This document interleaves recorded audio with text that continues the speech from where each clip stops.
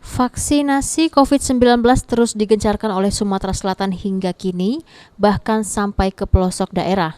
Namun dalam vaksinasi kali ini ada hambatannya, yaitu kurangnya stok vaksin yang tersedia di Sumatera Selatan.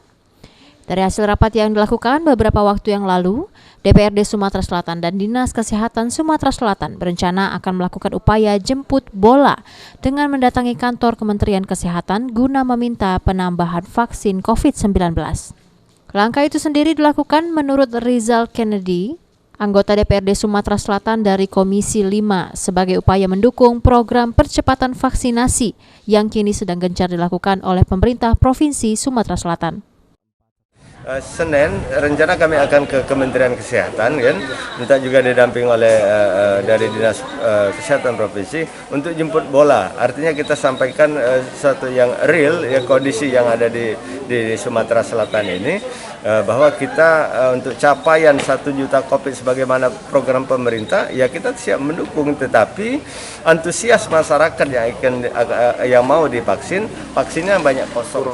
Sementara itu, menurut Kepala Dinas Kesehatan Sumatera Selatan Lesti Nuraini, untuk mencapai target herd community atau kekebalan komunal, pada awal tahun mendatang, Sumatera Selatan setidaknya membutuhkan vaksin COVID sebanyak 150.000 vial per bulannya.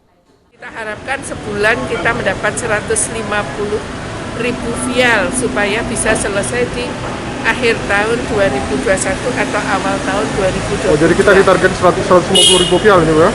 Minta ke pusat, minta ke menteri, tanda tangan gubernur dan Pak Gubernur Kalau sudah saat ini menyampaikan per hari, ke presiden.